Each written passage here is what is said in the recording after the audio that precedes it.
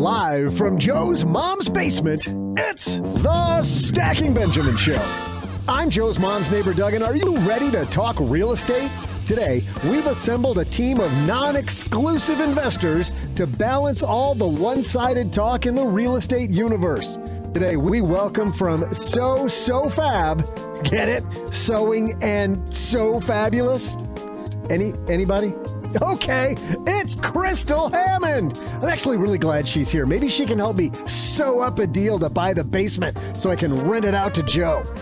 Joining Crystal will be the host of our new outerwear-focused sister podcast, Stacking Tweeds. It's OG.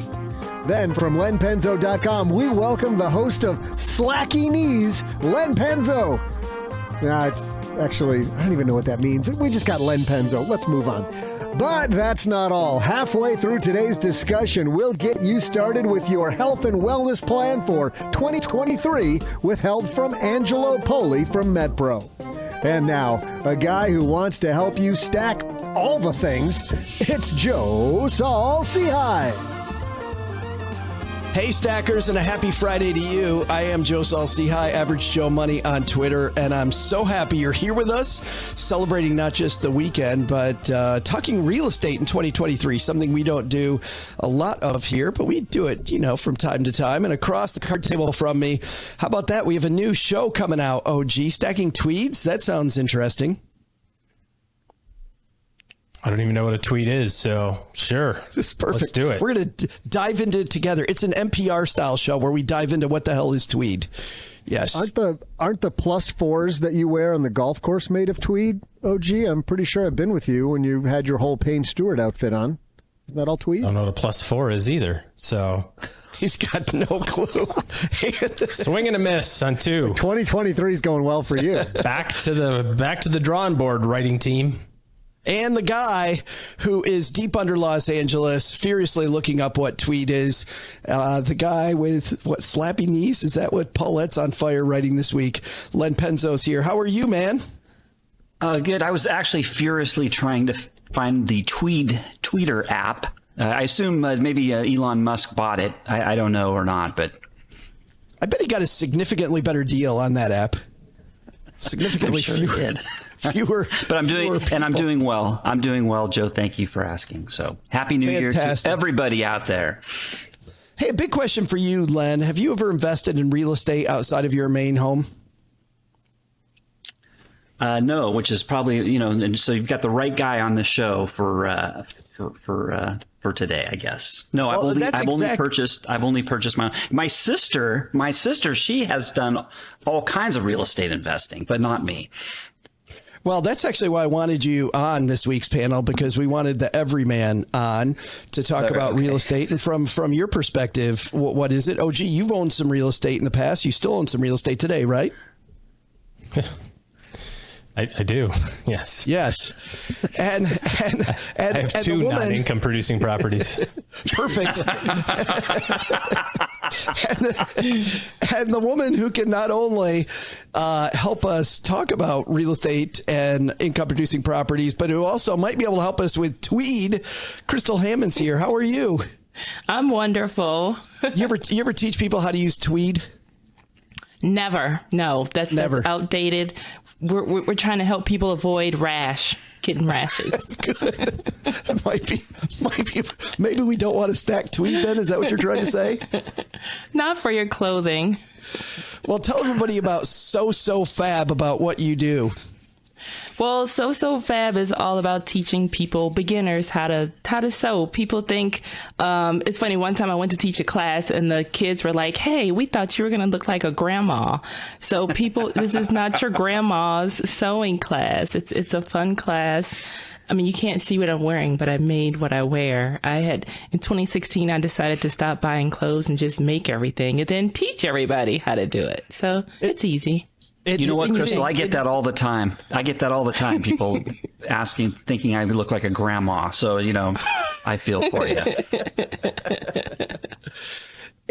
I'm so glad that you're here, because not only that, you also own some real estate, right? You own some properties. Yes, I do. I got my first property back in 2015. It was a house hack. And now I have income producing real estate, and then I have some land that I'll be developing also, some empty lots on the south side of Chicago. Well, I'm super excited you're here helping us. We got Crystal here, we got OG here, we got Len, we got Doug. You know what, Doug? I'm real estate on today's show, so let's go.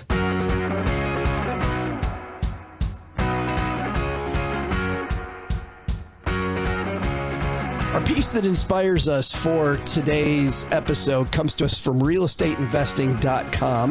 This is written by a gentleman named Sean Carroll. Sean writes, real estate is known to be one of the greatest wealth creators known to mankind, with the majority of the wealthy having a great share of their portfolio in real estate. It's no wonder we've seen large numbers of people flocking into the space trying to strike it rich.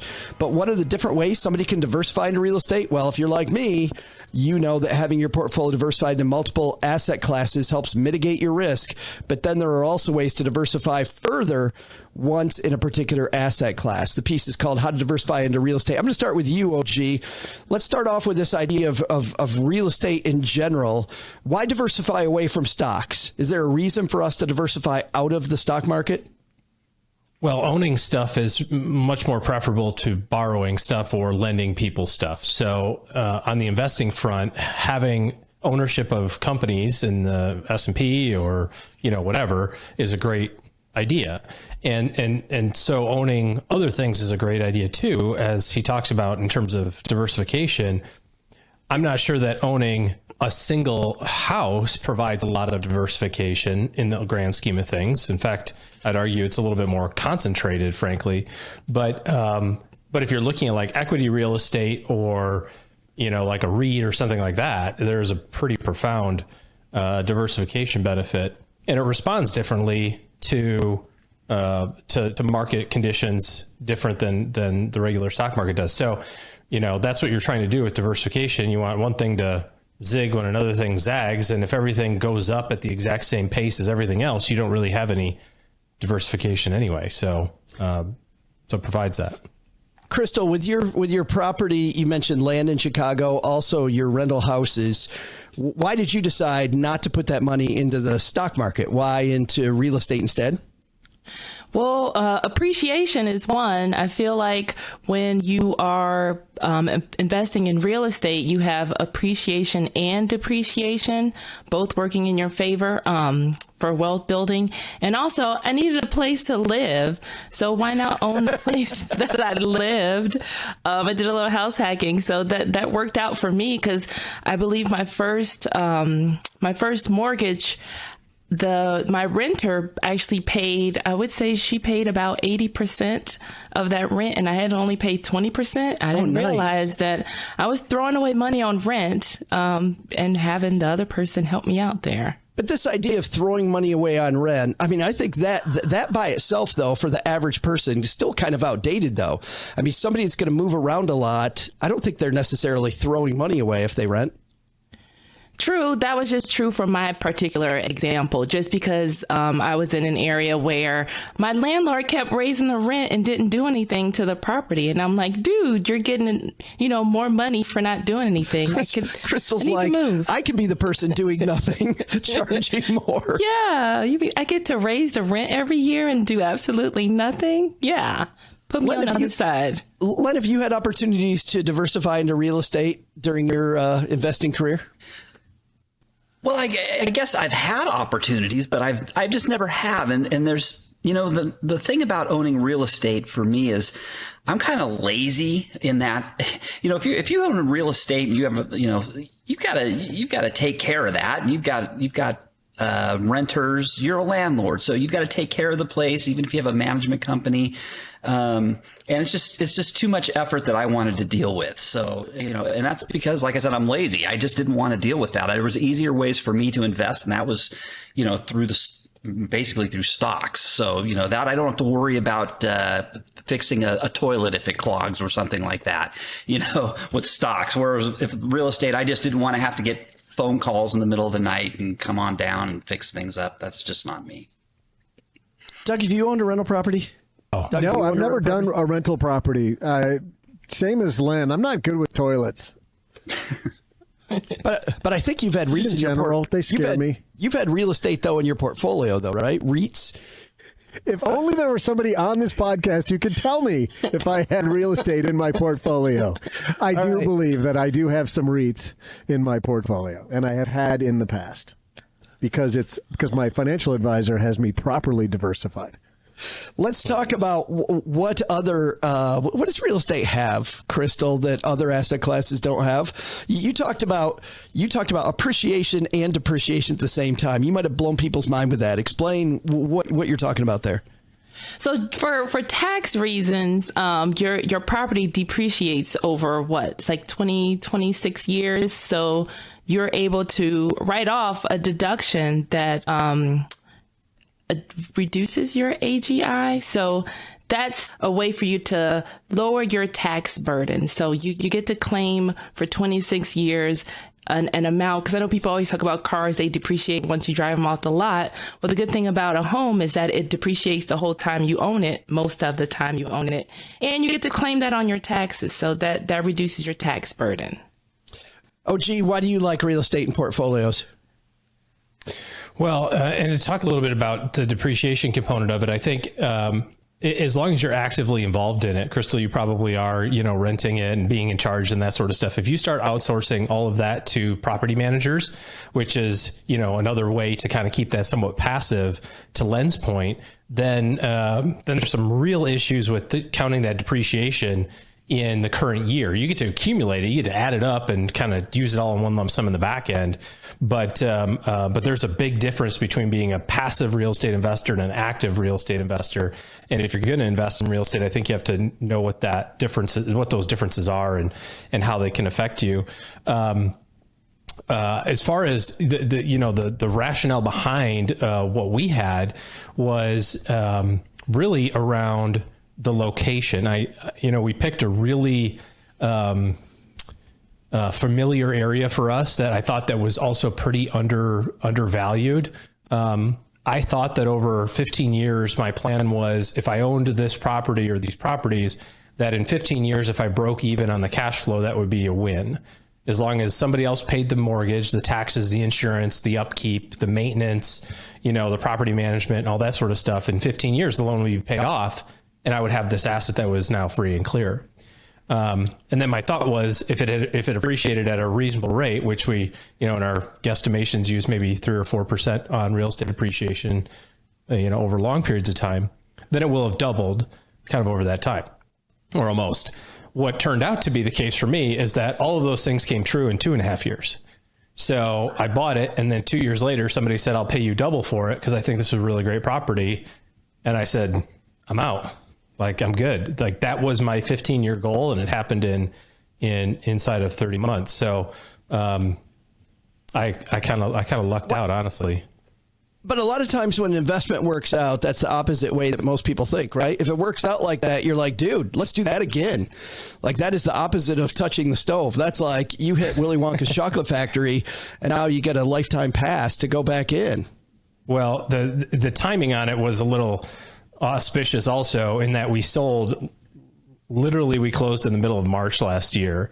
And so rates were already starting to kind of have some thought anyway of them going up. There was definitely some rumblings on the horizon about inflation. It was happening, at the time the Federal Reserve really wasn't acknowledging it, just a soft landing and all that kind of nonsense before they started really kind of tearing the Band-Aid off.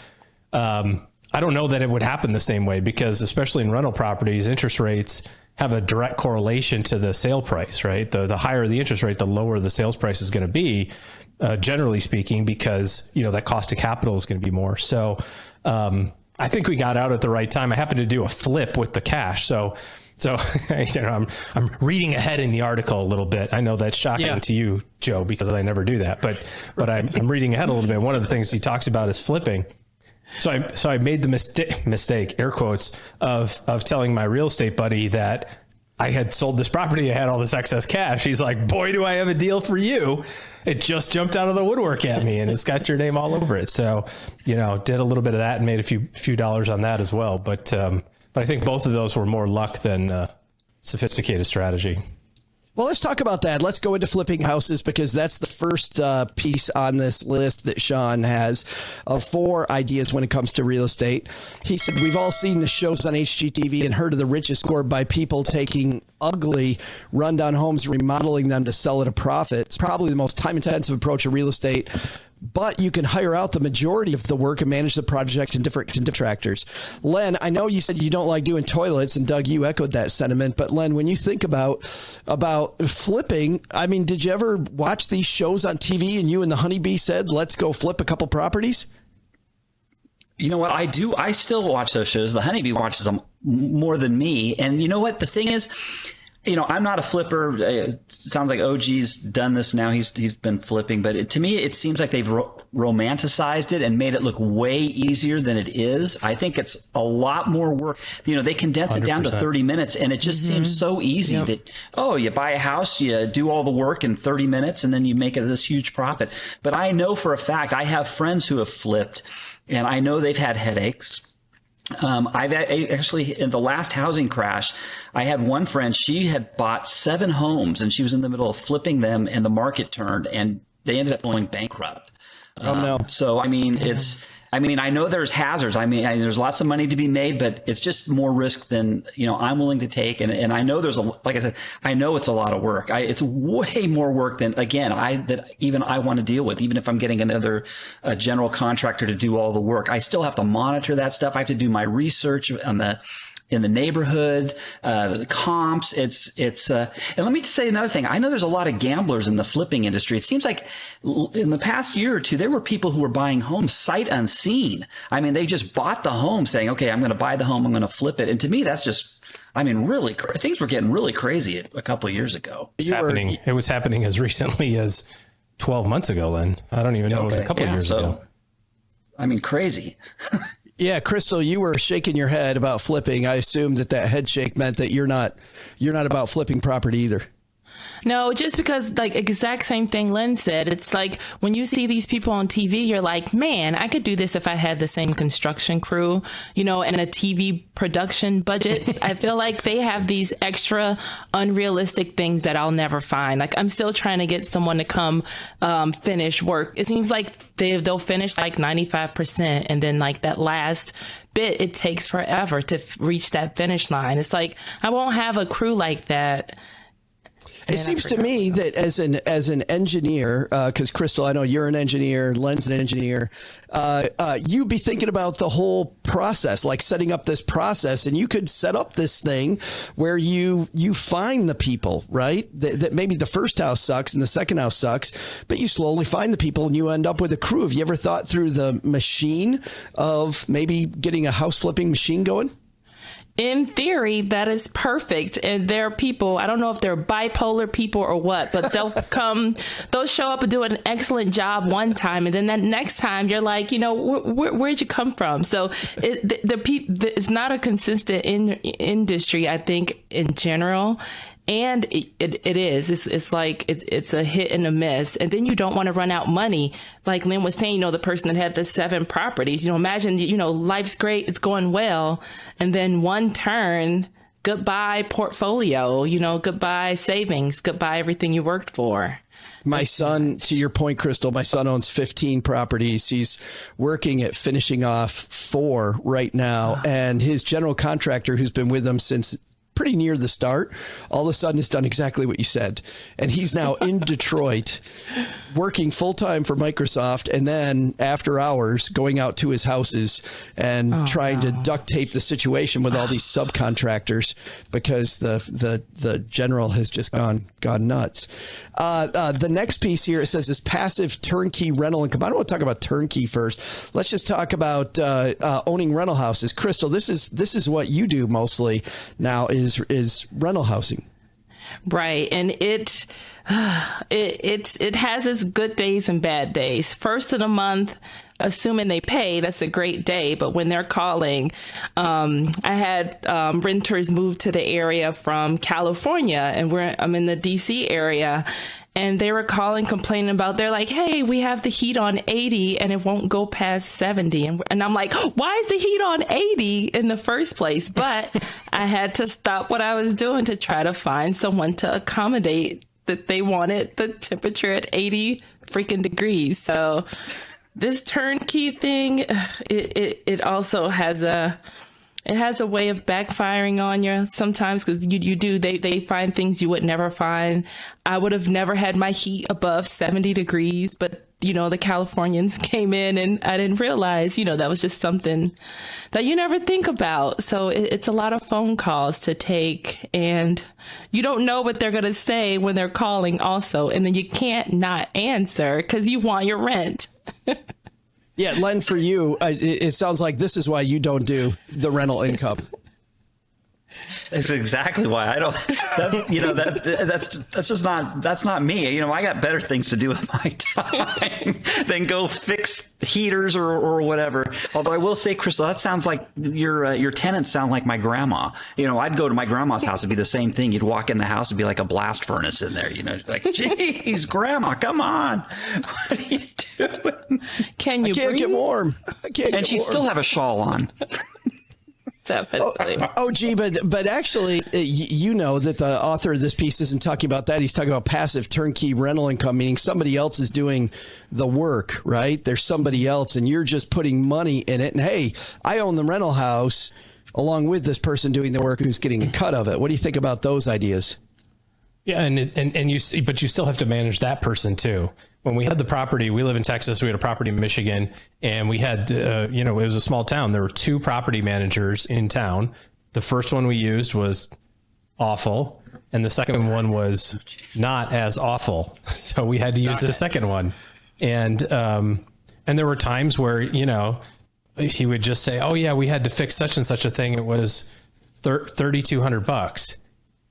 And then I would say, well, didn't we agree that the most we could spend was $500 without a conversation? Oh yeah, sorry about that. Well, I figured you wanted to get this thing rented. Plus, I think that when you have these other folks who have different incentive structures, I think you run into some issues. For example, the property manager gets 10% of the new leases. Makes sense, right? Like they're out there, they find the lease, they vet the person, they do the background check, they, do all that sort of stuff. That's great. What's the incentive for them to renew the lease? Mm-hmm. Not really any, right? They would rather kick that person out, leave it vacant for for a month or two, and then charge another 10% of the first month's lease, basically. It's the only way they make money. So just kind of a different incentive structure. So, I think like Crystal was saying, you can get that whole team of people and that's fantastic. But then one day that team changes and they go, yeah, you're not a big client anymore. Or, oh yeah, forgot about it. Or, all sorts of stuff. And if you're DC working in Chicago or Texas trying to do business in Michigan, it's like, you still have to be there. You still have to be an active participant, to Len's point. You still have to be there. So. Well, coming up in the second half of this discussion, we're going to talk about some other ideas when it comes to real estate. They talk about partnerships. They talk about private money lending. We'll discuss those. We'll talk about areas that are missing because there's other ways to own real estate than what's in this piece. But before that, I was super happy that I just earlier this week got to sit down with Angelo Poli from MetPro. If you're somebody who's working on 2023 goals, seems like every year we're working on, I'm going to start a workout routine. I'm actually going to take care of myself this year. No, I didn't do it the last 7 years in a row, but hey, I can always start now. Angelo Poli's going to help us get it together. Let's say hi to Angelo. Well, I love the fact that here, just a few days into the new year, we have the gentleman we talked to bringing in 2022 strong by getting us through a lot, for a lot of people, the most hectic month of the year. Now it's time to set up 2023. Angelo Poli from MetPro's here. How are you, man? Hey, buddy, I'm fabulous. Great to hear from you. Thanks for having me back. Well, happy 2023 to you. And I know you are all about goal setting. If there's anything I know about Angelo Poli, that laying out goals and achieving those goals, like you're set it up and knock it down. I like me a good goal, Joe. That's what you got to have. I like progress, and for progress, you have to have a goal. Absolutely. Yeah, well, what's that phrase, right? If you don't know where you're going, any road will get you there. And hey, we got some great questions from our stackers in our Facebook group. By the way, if anybody wants to join the Facebook group, it's stackybenjamins.com/basement. Get you there quickly. It's just Joe's Mom's Basement on Facebook. But Allison has a question. She said, I'd love to hear Angelo's thoughts on intermittent fasting. This has been the crave the last few years. A lot of people talk intermittent fasting. What do you think, Angelo? Okay, so a lot of research on this. As a matter of fact, I just recently, one of the projects at MetPros, we were doing a research paper where we were evaluating a number of, actually it was 41 different peer-reviewed studies and research papers, meta-analysis on all of the major strategies that are common when it comes to weight loss. So that included calorie restriction, carbohydrate restriction, exercise, of course, and then periodization. We won't go into that. That's a little bit more technical, but let's just take the first two. What the studies have clearly shown is that while there are some impacts when it comes to glycogen uptake, hormone sensitivity with intermittent fasting from a pure calories in, calories out weight loss standpoint, intermittent fasting is going to roughly mirror very, very similar results. This is not according to me, this is according to all of the research out there. It's going to roughly mirror and equate to the amount of calories that you restrict. So here's what that means. Does that mean, oh, intermittent fasting isn't a real thing? No, that's not what it means. It is a real thing. It is a method, an expression, a means of calorie restriction. So when they compared, for example, simply a reduced calorie diet where they took a group of people and they just, cut X amount of calories, 600 calories a day. Then they compared that with a 5-2 intermittent fasting or 16-8 or all the different strategies that are common to the intermittent fasting community. What they found is as long as the end of the week total calories restricted were the same, the results were approximately the same. But they found in some cases with the intermittent fasting group, it was an easier model of calorie restriction, and I will explain why that is. It's an easier model, and there's some upside and some downside. It's an easier model because what's the easiest meal of the day to restrict calories? What do you think, Joe? What's the easiest meal of the day to either skip or not eat it as much at? What's the least painful? Well, just thinking about this, I make mistakes in the evening and in, my energy level's high in the morning. So I'm guessing breakfast is the easiest one. The breakfast is the easiest because what happens is until you eat breakfast stands for break fast. You're actually in a fasting state and your appetite in most cases is somewhat subdued early in the morning. So extending the fasting window when you first wake up instead of eating in the first hour, going, well, I'm not going to eat for the first 3 or 4 or 5 hours, is actually for most people less painful. So it often equates to a lower total caloric intake. That's the upside. The downside is from a metabolic standpoint, what most people aren't considering is that the winning scenario is not weight loss by reduced calories. I know that that's a profound statement, but that paints you into a corner. If you think about that concept of I'm going to lose weight by continually reducing and just finding ways to eat less and less and less. That will result in some weight loss, but the weight loss will persist only as long as you are gaming the system and finding strategies to restrict intake. That is a short-sighted strategy and not a long-term strategy that I would promote. The long-term winning strategy is your metabolism needs to be revved up so that way your metabolic set point, your standard, is running gradually higher and hotter, and your body is becoming a more expensive calorie and fat burning machine. That is done through periods of calculated increases in energy expenditure paired with the right foods at the right time. And the fastest way to add calories without gaining weight is actually to do what more the fitness and bodybuilding community does, Allison, and that is to spread meals out more across the day. Again, I don't want you to look at this as a good or bad scenario, because that's not what this is. It's simply understand what you're implementing when you take an approach. I find intermittent fasting to be effective for the people who tend to eat the worst.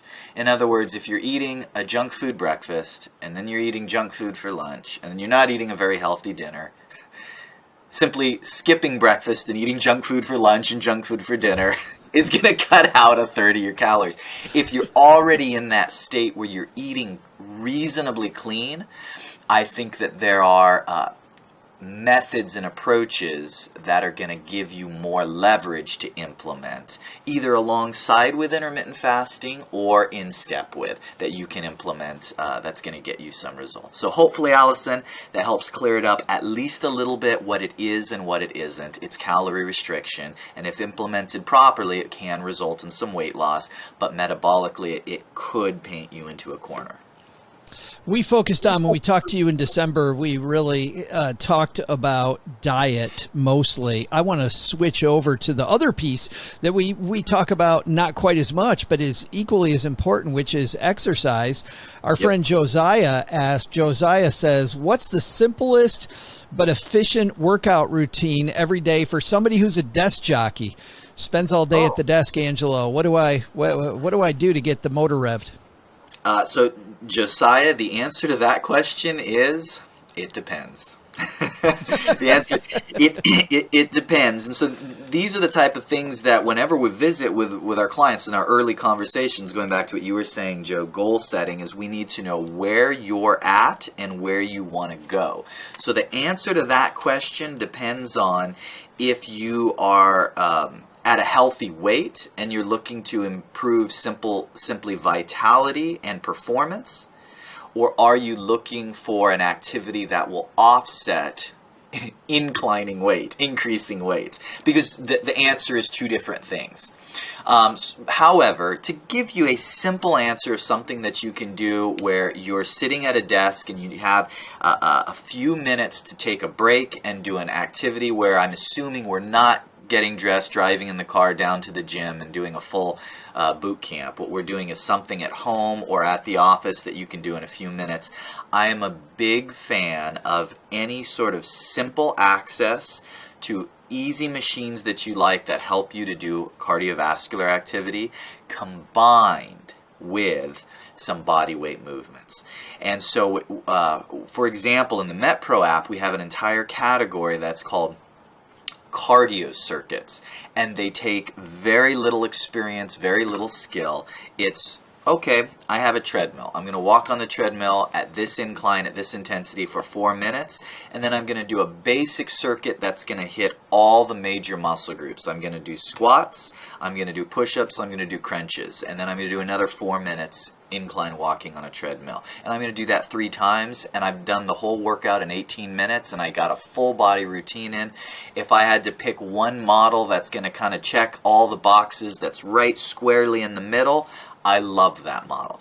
If you don't have access to a treadmill, an elliptical machine, a bike or whatever, then you can substitute some body weight movements that are aerobic in nature. For example, activities like a simple stair step, an incline walk if you have access outdoors, a jumping jack, partial range of motion lunge, body weight squats, dips. These are movements that are fairly easy to execute and are going to skyrocket your heart rate that you could do for maybe 60 seconds or 2 minutes. And then if you're advanced, boy, there's a host of different things you can do. I tell some people, you could do some shadow boxing. You'd be amazed at how that'll escalate the heart rate in just 60 seconds. Do a round of 3 minutes and you're going to be huffing and puffing. Add some lunges and push-ups to that, and you got an advanced little program you could do anywhere.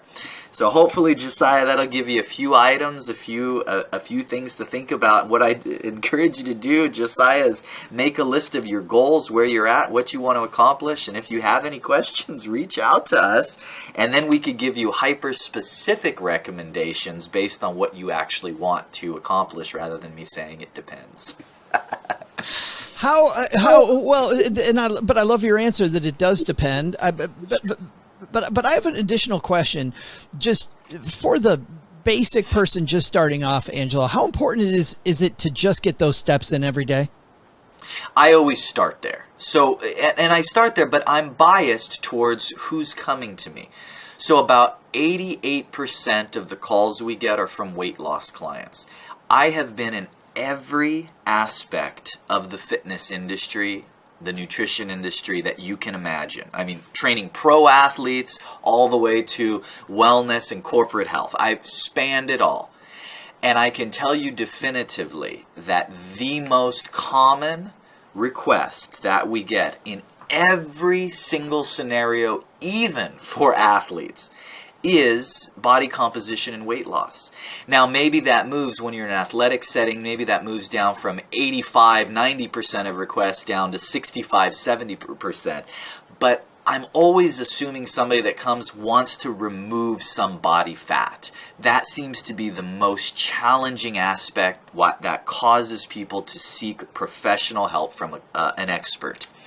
So with that in mind, I will very commonly assign aerobic activity as the number one focus right out of the gate, but know that the goal is going to be in time to bring it back to a balance where there's a combination between some steps and aerobic activity and some muscular conditioning. That is always the goal, no matter who you are, where you are. But how much emphasis we place, again, is going to be determined by, like you said, where we're starting and what your specific goals are. Yeah, so the steps are just a foundation that you're going to build on. Foundation. That's it. Yeah. We have time for one more, and I think we're going to answer Maggie's question here. My friend Maggie in South Florida. Good to hear from Maggie. Maggie says, how important is it to track macros versus calories? I bet a lot of people don't know what macro counting even is. Sure. That is a great question, Maggie. So macros are going to be your protein, carbs, fats, and the ratios that you're getting, and that can be either as a weekly basis, a daily basis. Now, if you're a MetPro client, you're doing it on a meal-by-meal basis. Meal by meal. Technology does it for you because we want all those analytics. And if you're tracking your macros by gram, then it's simply a mathematical equation. You've also by default tracked your calories. But sometimes what people are doing when they ask a question similar to this, really what they're saying is, should I just count carbs or do I need to track everything? As with almost all things, that which is measured can be improved. So I would say, if possible, you want more data, not less data. So both, Maggie, if possible, both. And if you're fully tracking your macros, then you're gonna just by default, protein and carbohydrates is 4 calories per gram, fats there's 9, alcohol there's 7, right? So you're gonna have by extrapolation your total caloric intake, and you really want to know both. So what I'm going to be looking at as just a blanket, if I were to start with someone and I'm just shooting from the hip, here's what we're going to adjust to trigger early weight loss or early performance gains. I'm going to want to identify what's your average daily caloric intake and how much of those calories are coming from carbohydrates versus protein and fats. And then based on that equation, I'm going to know where I have the most leverage. Do I have a little bit more leverage to manipulate your macros? Usually that means cut carbs.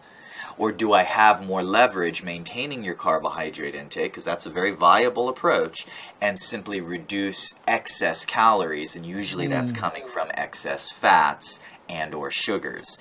And almost always, here's a little deeper insight, Maggie, it's gonna be a combination of both. We're just going to determine which to lean into more. So that's kind of another feather in the cap of where possible, track as much as you can. Answered like a gentleman who takes a very scientific approach to this, Angela. No, I just throw darts to the board back here, Today you're going to do exercise. Oh, look at that. Oh, crap. Sorry.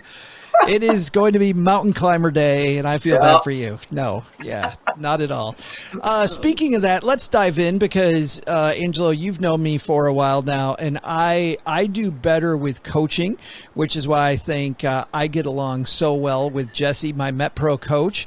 Let's talk about what you guys do, because coaching is specifically what you guys do when it comes to health and wellness. So it's so funny because we have been in this industry so long now. When we first started in the industry, I had to explain what private coaching for fitness really was. It's your nutrition, it's your lifestyle, it's your timing, it's your time management, it's the whole shebang.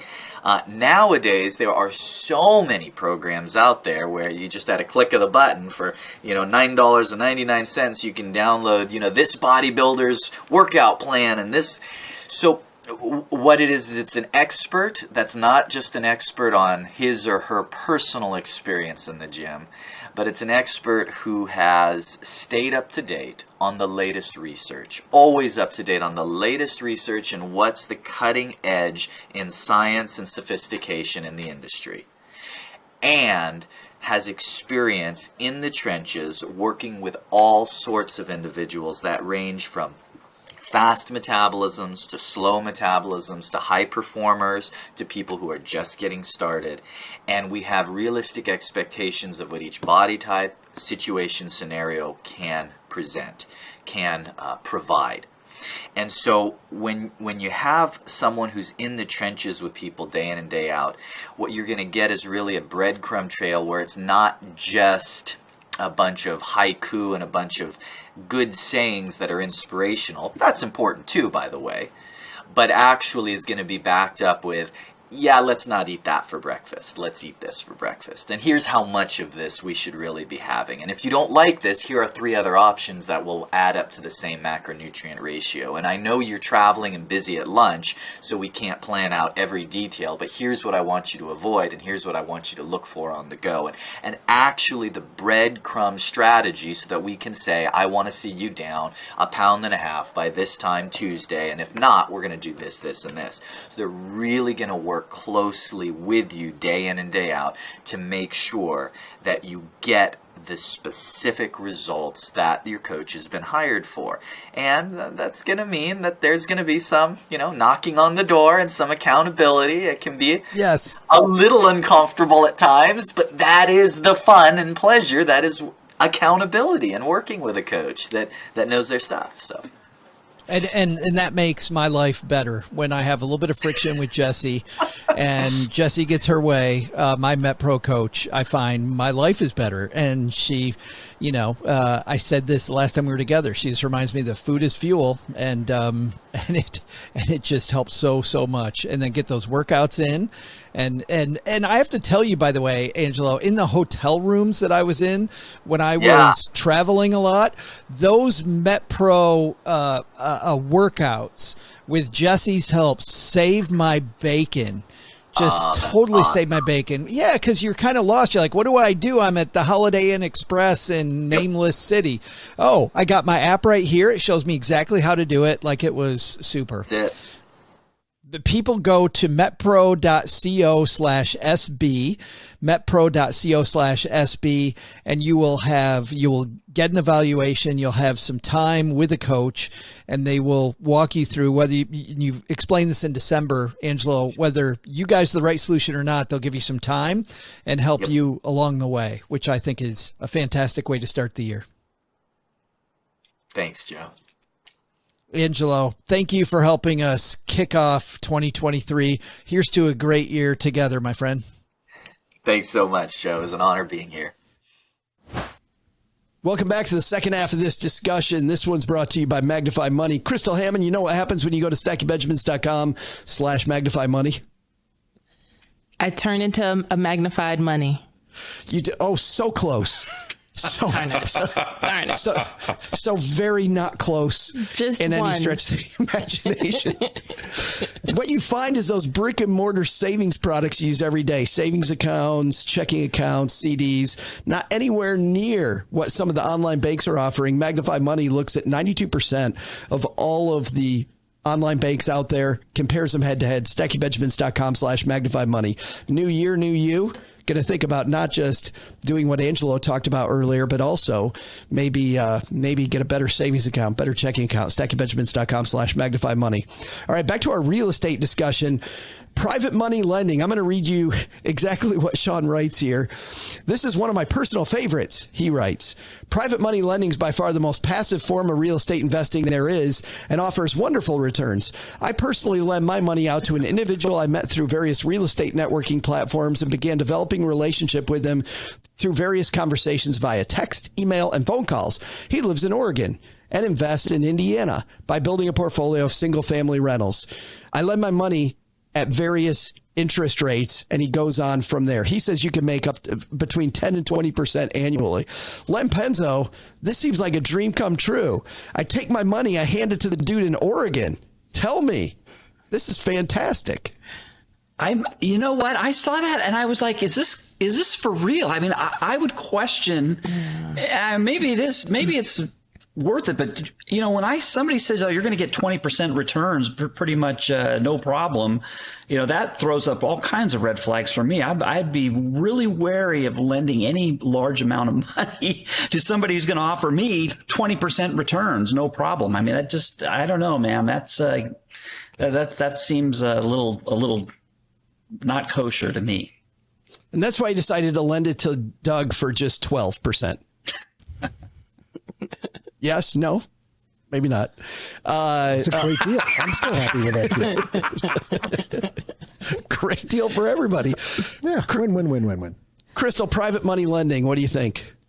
I think that there's a lot of due diligence that would have to happen, because how many people are Western Unioning money to, you know, Nigerians or, you know, princes and husbands, you know, and, you know, bailing your grandkids out of jail? They're like, no, my grandkids are right here. They're not in jail, you know, in Europe. So I wouldn't trust just handing over that large amount of money to someone I met around some real estate circles. Like that's just not happening. Oh, gee, I was pretty surprised. Yeah, I was pretty surprised to even see this in this piece, because to me, this isn't even real estate investing. You're private money lending, which is 20 degrees more risk, I think, than your average putting a stake in the ground. Yeah, but I also know a lot of people who do this and have had just wild success with it. I'm sure, just like anything, they like to talk about all the successful times and sweep under the rug the ones that blow up. But I think the key to it is, like anything else, it's who you're doing business with. You know, if you have connected with real estate investors who do have that team, who do have a track record of having success, yeah, you're going to have some risk in there, but the return ought to be commensurate with that risk. You know what I mean? Like, yeah, I did have an offer through a client who, you know, it was kind of a third party type deal where the client was like, hey, you know, if you're interested, I can get you involved in this group, and you know, you can make like 6% a year. And I'm like, 6%? The bank charged me 6% on the last mortgage I got. If you want 6%, you got to go to the bank. If you're going to the bank, oh gee, meter's running, you know, because I don't have the diversification that you know, Chase Bank does to be able to take that risk. So there's a gimme and a gotcha there. You can get probably double the returns of regular lending, you know, through the bank, but it's less for the borrower too, because what's their alternative? Credit cards. That's where they're at. They're like, I can do a cash advance on my Visa at 28%, or I can cut you into a third of the profits, you know, on this flip that I plan on doing, and give you, you know, 12% interest on the money while we wait, you know, type of deal. So like anything, you got to know who you're doing business with. Yeah. Well, and I think who you're doing business with, Crystal, comes down to what you're saying. That's the due diligence you were talking about, I think. And I also think, just to jump into something we talked about earlier, when people were buying properties sight unseen, sometimes people buy the zip code too. So if you saw a steal and it's like Beverly Hills, you're like, no matter what you put in, that's still going to come out to be a great deal. So I could see people buying zip codes just depending on, what the deal is and where it is. Location. Wouldn't that scare the hell out of you? Like Not that you're in buying Beverly Hills. Well, but what if you're buying the lot that has the, the underground gas tanks that, the EPA problems in Beverly Hills on that one corner that nobody buys because of the cleanup effort? So then maybe you can turn it into a, what would look well there, a gas station or something? Gas station. Do food trucks. Literal. Oh, yeah. I've seen the thing where the homeowner, they'll buy sight unseen, and then they get there and the home is like, the doors none of the rooms are square. The ground underneath the home is shifting. It's on the verge of being red tagged, and you've got what you thought was going to be, X dollars for your flip suddenly becomes, add another $100,000 or $200,000 while you get the civil engineers in there and to totally shore up the home and make that's exactly what happened to ours, Len, last year. Exact same scenario. It was we were, and it wasn't sight unseen. It was, here's what we think is the case. And then the contractors got in there and went, oh, you didn't know that this was broken and this was broken. And while we're digging this out, we probably ought to dig this out too. And, you just, the profit number just kept declining. So, yeah. Let's talk about your best real estate tip for people, or a type of real estate that, because OG, you talked about everybody maybe getting into real estate, having some in your portfolio, especially Doug. What's a good way to get into real estate for the average person? Well, I think it all depends on what your temperament is. If you've got the temperament of a Len or a Doug, kind of lazy, retired, just want to sit around and not do a lot of anything. Len, that is 96% directed at me. I know it is. No, it's not. No, as personally as it sounds. I am equally distributing the love. The ribbing. The only reason that private real estate has a better return is because of the leverage factor. And the reason that the private real estate has a better return is because of the leverage factor. You have to lever up to get a return better than the stock market. Otherwise, just put the money in stocks or put the money in a REIT.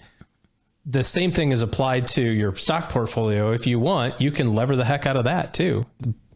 Schwab will let you do it. They love lending money, but we don't see that as a prudent use of risk. We see, taking an 80% loan on a property as a prudent use of risk. So if you're more hands-on, I don't see there being any problem with owning a rental property, owning a duplex or a triplex. What I think is most interesting is what Crystal did, which is to say, wait a second, I'm just going to go buy this place. I can live there and dang near live rent free almost. 20 cents on the dollar, like you said. Meanwhile, you get all the tax deductions, you get all the credits, and in a couple of years from now, if you want to do that again, you can. The tax code allows you to do that every couple of years. So, if I was starting out, that's probably how I would handle it, is how Crystal did it. Would you do it that way again, Crystal? Wish that would have been a thing a long time ago. Oh, yes, definitely. And then I like that OG added, hey, and you can keep doing it over and over again. But I would tell people also, do your homework, ask people.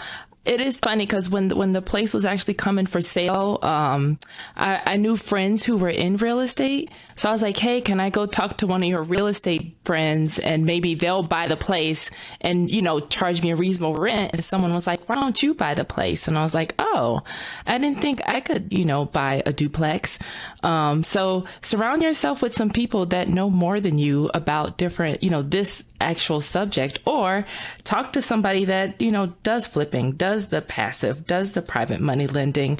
And that way you can hear some stories from the horse's mouths of, what actually happened. Just do some homework, do some research, and then pick your own comfort level. Do what seems natural or what makes sense to you. Well, and I was surprised on that note that OG, you didn't say REIT was like the best way for the average person to just get in. That's what I did say at the very beginning. I said if you don't have the temperament, or if you do have the temperament of the three older gentlemen on this podcast, then Wow, he's just angry. Ninja with Get off our compliments. lawn, OG. I know, right? Exactly. Yes. I just had a birthday, and I swear I feel like I'm inching closer to you, and then I see you guys on screen, and I'm like, I'm nowhere near it, so I'm good. Apparently, 12 years of working together, and neither one of us, OG, listened to each other. So there we go. Yeah, I like that idea. Len, in your 401k, when you're working, you must have access to a REIT. You know what? I did not have any access to REITs at my 401k.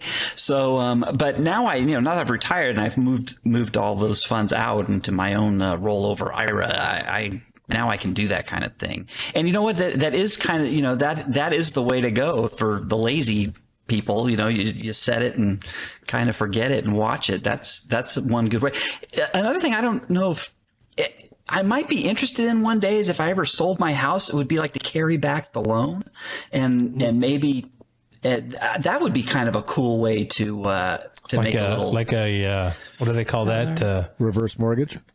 No. Or seller finance? Well, no. That's where like a seller I would, finance. sell the house and I would carry the loan myself. So, and if they defaulted, then I'm getting the payments, and if they default, hey, I got my house back.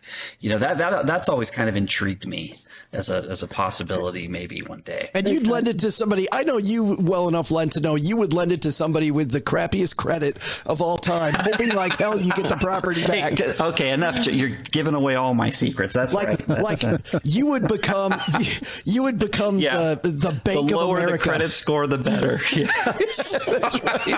I'm sorry, your credit score is above 530. I can't accept you.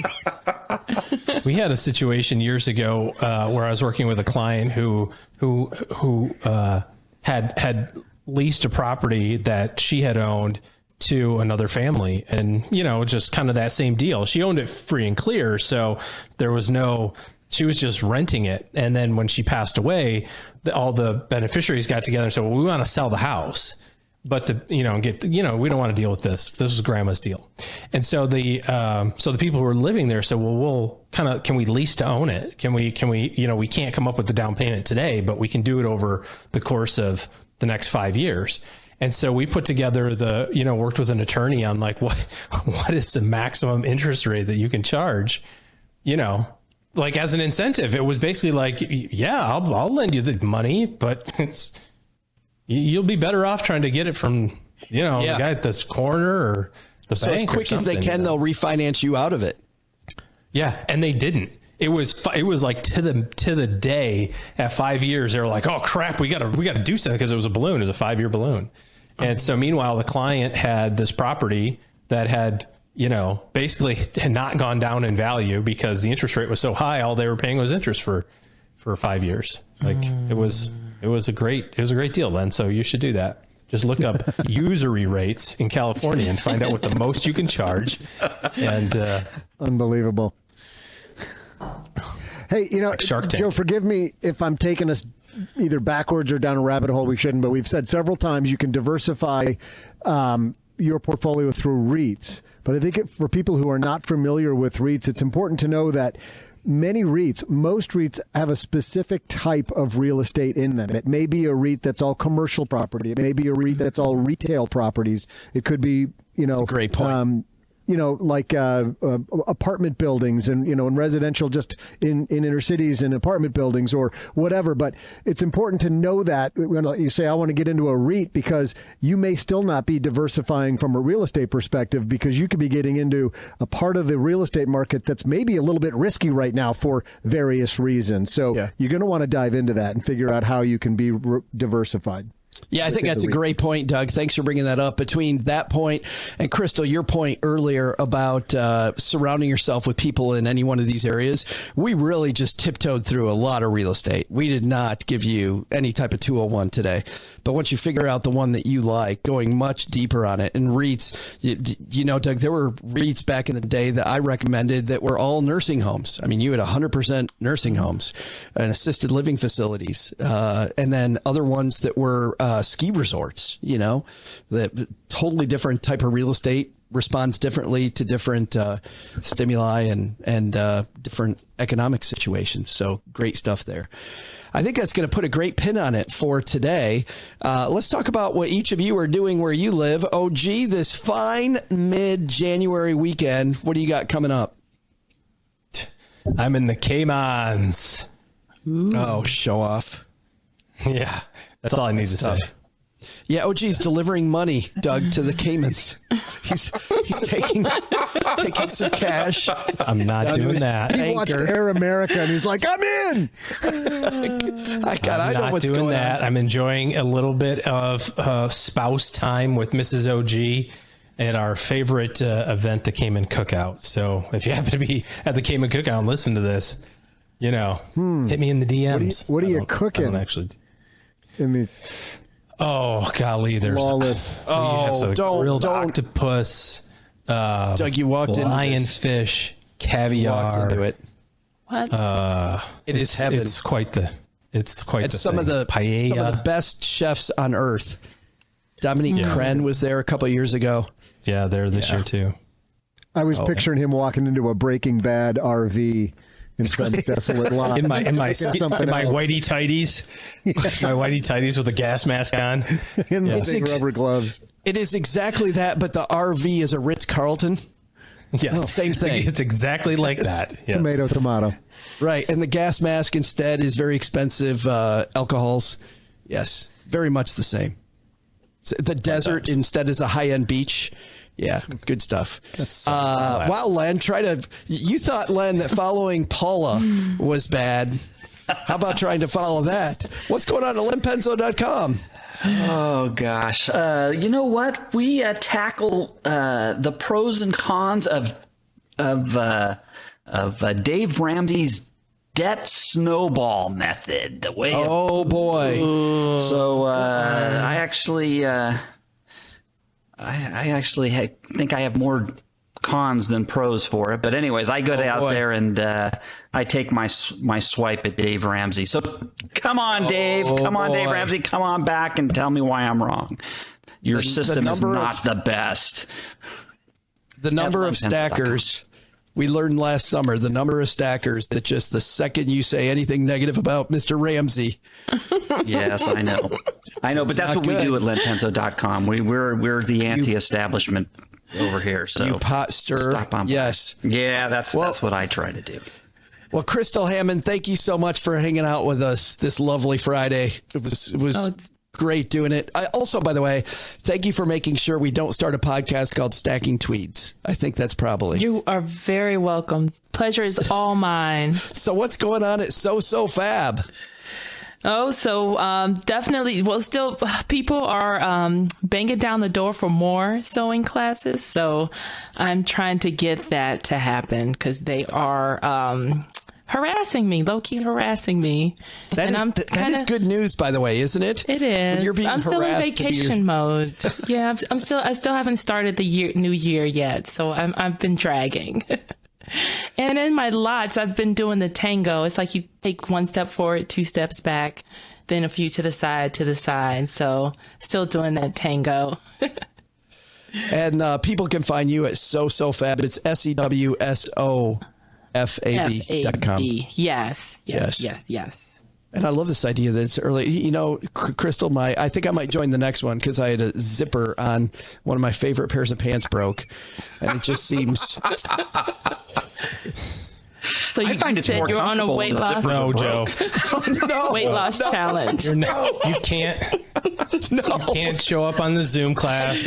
No. Guys, can you help me with this? Weirdo. Oh, God. That was his way of telling us he has a weight loss challenge for the new year. Okay, yeah, if that's how you want to read that. On that note, we got to get the hell out of here. Got to get out of here. Cut, please cut. Doug, what should we have learned today? Well, Joe, first, take some advice from our roundtable discussion. Real estate? Sure, it's a great piece of your portfolio, but there's no need to go all in on any single investment. Second, while there's potential for big returns owning real estate and rental properties, there's also potential for even bigger headaches. Be sure you're willing to be, as OG says, an active participant before diving into any investment that might require that. But the big lesson? Okay, look, it's clear now I messed up in the open when I said OG was hosting our new sister show, Stacking Tweeds. I think I misread it. It's Stacking Steeds. It's like some kind of investment scheme with racehorses, and I don't know what, but I'm in, OG. I'm all in. I'm riding those ponies with you. Thanks to Crystal Hammond for joining us today. You'll find her helping budding fashion designers everywhere at sosofab.com. You know, it's spelled exactly like you'd expect it to be. It's probably, there's an SEW in there and an SO in there, and you'll figure it out. And just go to our show notes. We always put links in there to make it easy for you. StackingBenjamins.com. Thanks also to Len Penzo for joining us today. You can find Len at lenpenzo.com/I-don't-do-toilets. Thanks also to OG for joining us today. Looking for good financial planning help? Head to stackingbenjamins.com/OG for his calendar. This show is the property of SB Podcasts, LLC. Copyright 2023 and is written in part by Paulette Perhatch, who helps writers power their words, their work, and their earning potential with her Powerhouse Writers Coaching Program starting January 24th. Find out more at powerhousewriters.com.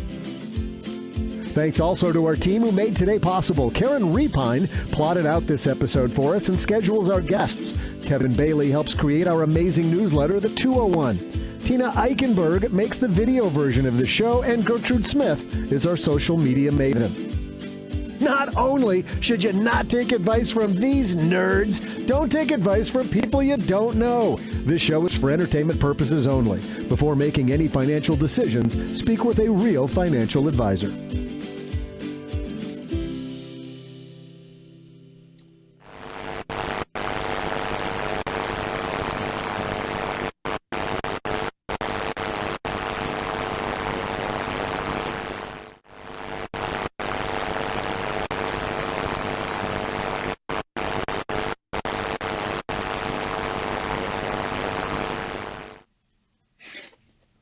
Hey, you got to take Yes, sir. you got to take that trivia trophy if you're going to the Caymans or wherever. You got to take that with you. You know how they take the Stanley Cup and it goes all over the place. You've got to get a whole bunch of pictures of you rosé out all of it. over wherever you all year long, wherever you're at. Take some pictures and we'll make a collage of you with the trophy in various locations. You think about that, OG? Take it with you. Show off your trophy. You should actually take it and show it to Dominique Crenn and say, hey. Don't need to. It's super glued right there. It's not going anywhere. Oh, it's super glued. That's rather presumptuous of you. Maybe you can have Crystal come over and she can fix it. She's got the landlord. You know how to do that, right, Crystal? Go fix the big old mess that's going to make when OG has to rip that thing off his shelf. Oh, definitely. That'll be in the lease, too. He'll have to pay for that. That's right. That's extra off the security deposit. Yeah.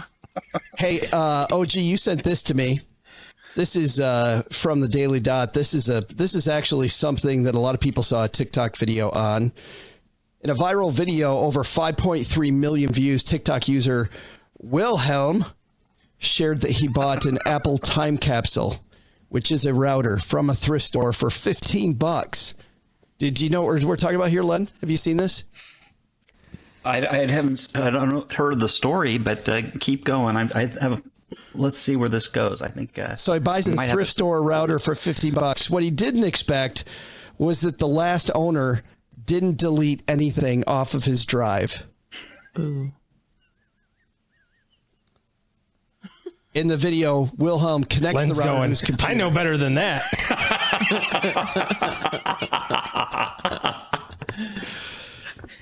Yep. It's so scary when people do that. I think about that Jim Gaffigan piece where he's got like 3 of his old computers around just because that's his photo collection. It now holds all his old photos. Just keeps those out there. Users in the comments section discuss the nightmare of a stranger having their personal information. FBI has entered the chat, one user commented. I'm just now remembering that I donated my time capsule without deleting it, another wrote. Bad idea, bro, for many reasons, the third user warned. In a second video, Wilhelm updates his followers regarding what he found on the time capsule. He clarifies the device has multiple backups of Don's computer from specific dates. Let's go sleuthing, he says, clicking on the most recent folder, which is August 4th, 2010. Among the items found, photos from the 1980s, tax and life insurance information, audit history, credit card numbers, flight information, and a bank account number. Based on all the information he found, Wilhelm says he believes Don was a business owner or a CEO who's worth millions of dollars.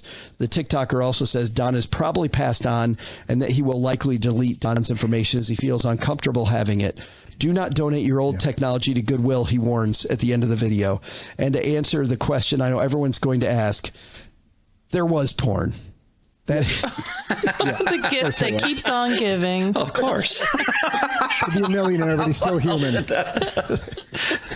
Yeah. But this is... I was thinking about all the personal stuff, not the nasty stuff. I was thinking about, all the old technology that you go, it's old, like how do you dispose of that correctly? Yeah. Just rip your computers apart? Well, actually, that's one way to do it, OG. So there's a couple of things. I think most of us have drawers full of old iPhones and BlackBerries and things that don't get used anymore. But those things, if you ever bought anything on there, you're very likely like a credit card or anything you needed to supply to somebody online to buy something, that's on there too. So remember that amazing scene in Office Space where they're out in the field just beating the hell out of a printer the copier with a sledgehammer. So that's what I recommend for that kind of stuff. Just put them all in a pile and then grab a sledgehammer and play Damn It's Good to Be a Gangsta in the background and just wail on those things. For old PCs and maybe even old Macs, there's 2 things you can do. There in both of those operating systems, there are ways to do complete factory resets where you can wipe the hard drives.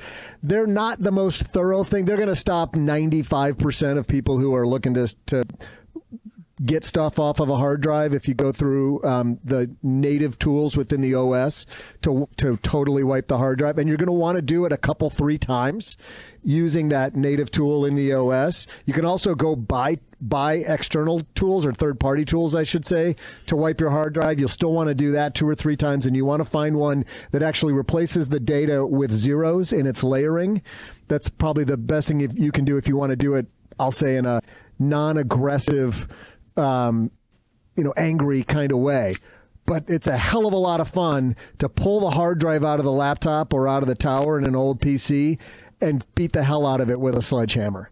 I would highly recommend doing that. So that's pretty much it, though. I mean, because I'm thinking of computers that I got. Sorry. He was playing the porn. He played the porn. Joe's like, this is the porn part. Hold on, let me check on what was Don into. 70s retro porn.